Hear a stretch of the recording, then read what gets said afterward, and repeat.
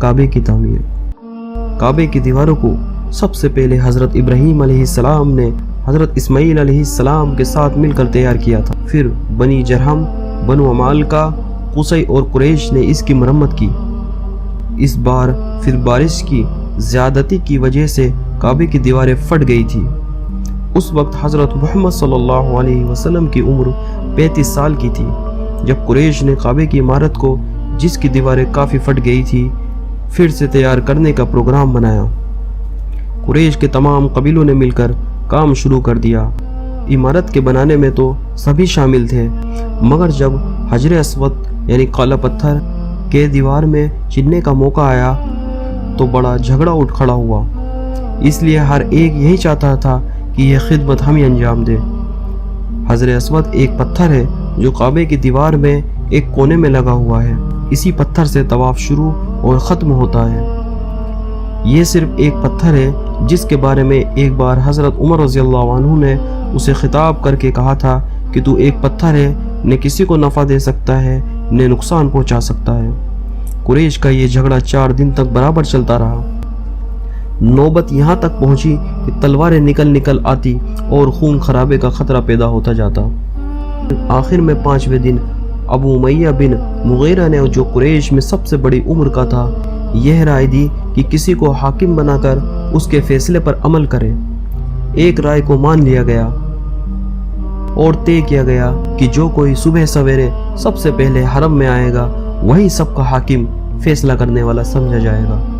اللہ کی قدرت، دوسرے دن صبح سویرے ہی سب سے پہلے جس شخص پر نظر پڑی وہ حضرت محمد صلی اللہ علیہ وسلم ہی تھے۔ آپ کو دیکھنا تھا کہ حاضل امین رضیناہ کے نعرے لگ گئے۔ آپ نے اپنی سوجھ بوجھ سے ایسا فیصلہ کیا کہ سب خوش ہو گئے۔ آپ حضرت محمد صلی اللہ علیہ وسلم نے ایک چادر بچھائی، اس پر پتھر اپنے ہاتھ سے رکھ دیا، پھر ہر قبیلے کے سردار کو کہا کہ چادر کو پکڑ کر اٹھائے، اس طرح اس پتھر کو وہاں تک لائے جہاں قائم کرنا تھا۔ آپ صلی اللہ علیہ وسلم نے پھر سے اٹھا کر کونے پر اور طواف کے سرے پر لگا دیا۔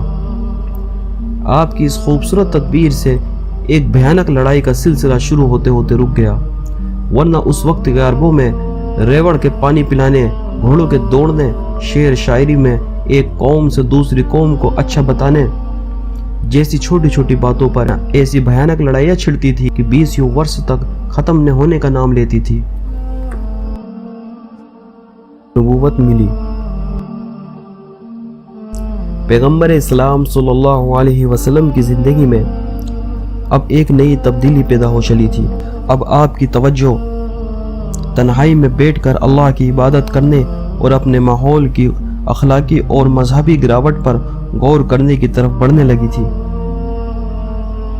آپ برابر سوچا کرتے، میری قوم کے لوگ بتوں کو کیوں پوجتے ہیں؟ ان کی یہ برائی کیسے دور ہو؟ انہیں کیسے بتایا جائے کہ سچی خدا پرستی کی راہ کیا ہے؟ اور اسی قسم کے سوال آپ کے دل و دماغ کو پریشان کیے رہتے۔ اس غور و فکر کا نتیجہ یہ نکلا کہ آپ تنہائی پسند ہوتے چلے گئے۔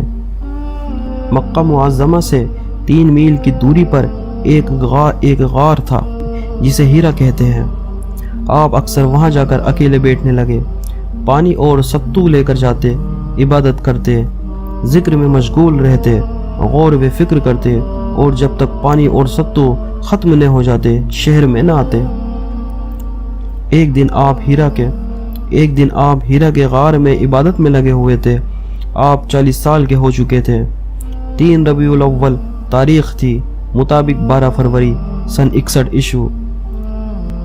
آپ کے سامنے اللہ کا بھیجا ہوا فرشتہ ظاہر ہوا۔ یہ حضرت جبرائیل علیہ السلام تھے۔ روح الامین نے کہا، محمد خوشخبری قبول فرمائے، آپ اللہ کے رسول ہیں اور میں جبرائیل ہوں۔ حضرت جبرائیل علیہ السلام نے آپ صلی اللہ علیہ وسلم سے کہا، پڑھ۔ آپ نے فرمایا، میں پڑھا ہوا نہیں ہوں۔ یہ سن کر حضرت جبرائیل علیہ السلام نے آپ صلی اللہ علیہ وسلم کو پکڑ کر اتنا بھیچا کہ آپ تھک گئے۔ پھر آپ صلی اللہ علیہ وسلم کو چھوڑ دیا اور کہا، پڑھ۔ آپ نے پھر وہی جواب دیا۔ انہوں نے پھر آپ صلی اللہ علیہ وسلم کو پڑھ کر بھیچا اور چھوڑ کر کہا پڑھ۔ آپ نے پھر فرمایا میں پڑھا ہوا نہیں ہوں۔ اب حضرت جبرائیل علیہ السلام نے تیسری بار وحی کیا اور چھوڑ کر کہا اپنے رب کے نام سے پڑھ جس نے انسان کو جمے ہوئے خون سے پیدا کیا، پڑھ اور تیرا رب بڑا بزرگ ہے، جس نے قلم کے ذریعے سکھایا اور انسان کو وہ کچھ سکھایا جو وہ نہیں جانتا تھا۔ یہی سب سے پہلی وحی تھی۔ حضرت محمد صلی اللہ علیہ وسلم اس واقعے کے بعد گھر تشریف لائے۔ اس وقت آپ کے دل کی دھڑکنیں بہت تیز تھیں۔ آپ نے حضرت خدیجہ سے فرمایا مجھے کمبل اڑاؤ، مجھے کمبل اڑاؤ۔ آپ کو کمبل اڑا دیا گیا۔ جب آپ کو کچھ سکون ہوا تو آپ نے حضرت خدیجہ سے پورا قصہ سنایا اور فرمایا مجھے اپنی جان کا خطرہ ہے۔ حضرت خدیجہ رضی اللہ عنہ نے فرمایا نہیں، ہرگز نہیں، آپ کی جان کو خطرہ نہیں، خدا آپ کو رسوا نہیں کرے گا، آپ رشتہ داروں کا حق ادا کرتے ہیں، لوگوں کے بوجھ کو آپ خود اٹھاتے ہیں، فقیروں اور مسکینوں کی آپ مدد کرتے ہیں، مسافروں کی مہمانی کرتے ہیں، انصاف کے لیے آپ لوگوں کی مصیبتوں میں کام آتے ہیں۔ اب حضرت خدیجہ کو اپنے دل کے اطمینان کی ضرورت ہوئی، اس لیے وہ نبی صلی اللہ علیہ وسلم کو ساتھ لے کر اپنے رشتے کے چچیرے بھائی ورقہ بن نوفل کے پاس گئی۔ ورقہ بن نوفل بوڑھے دیندار عیسائی تھے جو اپنے دین کی جاہلی باتوں کو چھوڑ کر کسی نئے نبی کے آنے کا انتظار کر رہے تھے۔ تورات پر ان کی گہری نظر تھی۔ حضرت خدیجہ کی درخواست پر نبی صلی اللہ علیہ وسلم نے ورقہ بن نوفل کے سامنے جبریل کے آنے اور وحی لانے کا پورا قصہ سنایا۔ ورقہ جھٹ بول اٹھا یہی ہے وہ ناموس، یعنی چھپے بھیدوں کو جاننے والا فرشتہ جو موسیٰ علیہ السلام پر اتارا تھا۔ اے کاش میں جوان ہوتا، اے کاش میں اس وقت تک زندہ رہتا جب قوم آپ کو نکال دے گی۔ رسول اللہ صلی اللہ علیہ وسلم نے پوچھا کیا قوم مجھے نکال دے گی؟ ورقہ بولے ہاں، اس دنیا میں جس کسی نے ایسی تعلیم پیش کی اس سے شروع میں لوگوں نے دشمنی ہی کی، کاش میں ہجرت کر زندہ رہوں اور حضور صلی اللہ علیہ وسلم کی کھلی مدد کر سکوں۔ اس وقت ورقہ بہت ہی بوڑھے ہو چکے تھے، آنکھوں کی روشنی بھی ختم ہو چکی تھی۔ اس واقعے کے کچھ ہی دن بعد ان کا انتقال ہو گیا۔ اس کے بعد حضرت جبرائیل علیہ السلام کا آنا لگ بھگ 6 مہینے تک رکا رہا۔ وحی کا انتظار آپ کو رہنے لگا، یہاں تک کہ حضرت جبرائیل آئے اور پھر آتے رہے اور آپ کو اطمینان دلاتے رہے کہ آپ کا چناؤ رسول کی حیثیت سے کر لیا گیا ہے۔ اسلام کی تبلیغ۔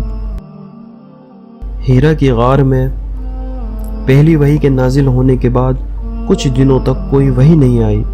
اس کے بعد سورہ مدثر کی شروع کی کچھ آیتیں نازل ہوئی جس کا ترجمہ یہ ہے، اے کملی اوڑھنے والے اٹھ اور لوگوں کو گمراہی کے انجام سے ڈرا اور اپنے رب کی بزرگی اور بڑائی بیان کر اور لباس کو پاک کر اور بتوں سے الگ رہ اور زیادہ حاصل کرنے کی نیت سے کسی کے ساتھ احسان مت کر اور اپنے رب کے معاملے میں تکلیف اور مصیبت پر صبر اختیار کر۔ نبوت کے کام پر لگائے جانے کی یہ شروعات تھی۔ اب باقاعدہ حکم مل گیا کہ اٹھو اور بھٹکی ہوئی انسانیت کو اس کی کامیابی اور نجات کا راستہ دکھاؤ اور لوگوں کو خبردار کر دو کہ کامیابی کی راہ صرف ایک ہی ہے، یعنی ایک اللہ کی بندگی۔ جو کوئی اس راہ کو اپنائے گا وہی کامیاب ہوگا اور جو کوئی اس کے علاوہ کوئی اور راہ اپنائے گا اسے آخرت میں برے انجام سے ڈراؤ۔ یہاں سے حضرت محمد صلی اللہ علیہ وسلم کی تبلیغی زندگی کی شروعات ہوتی ہے۔ نبوت کے کام پر لگا دیے جانے کے بعد سب سے پہلا مرحلہ یہ تھا کہ صرف ایک خدا کی بندگی کرنے اور باقی سینکڑے خداؤں کا اقرار کر دینے کی، یعنی اسلام کی دعوت دی جائے۔ چنانچہ حضرت محمد صلی اللہ علیہ وسلم نے سب سے پہلے ان لوگوں کو دعوت و تبلیغ کے لیے چنا جو آپ سے اب تک بہت قریب رہے تھے اور جو آپ کے اخلاق، آپ کی سچائی اور آپ کی ایمانداری کو خوب اچھی طرح جانتے سمجھتے تھے۔ ان لوگوں کو آپ کی ذات پر اتنا یقین تھا کہ آپ کی فرمائی ہوئی بات کا آسانی سے انکار کر دینا ان کے لیے ممکن نہ تھا۔ ان لوگوں میں سب سے زیادہ آپ کے اچھے برے ہر وقت کی ساتھی حضرت خدیجہ تھی۔ پھر اس کے بعد حضرت علی رضی اللہ عنہ، حضرت زید اور حضرت ابو بکر رضی اللہ عنہ۔ حضرت علی رضی اللہ عنہ سائے کی طرح ساتھ رہنے والے آپ کے چچیرے بھائی تھے۔ حضرت زید آپ کے چہتے غلام تھے۔ حضرت ابو بکر رضی اللہ عنہ آپ کے ساتھ ہر وقت کے اٹھنے بیٹھنے والے دوست تھے۔ آپ نے جب ان لوگوں کو اپنا پیغام پہنچایا تو ان لوگوں نے اس طرح مان لیا جیسے انتظار میں ہو کہ آپ کہے اور وہ ایمان لے آئے۔ حضرت بلال رضی اللہ عنہ، عمرو بن ابسہ، خالد بن سعد بن عاص رضی اللہ عنہ بھی کچھ دنوں کے بعد ہی مسلمان ہو گئے۔ حضرت ابو بکر رضی اللہ عنہ کافی مالدار تھے، تجارت کرتے تھے، لوگوں سے ان کا میل ملاپ تھا، ان کا اثر بھی بہت تھا۔ ان کی تبلیغ سے حضرت عثمان رضی اللہ عنہ، زبیر، عبد الرحمن بن عوف، طلحہ،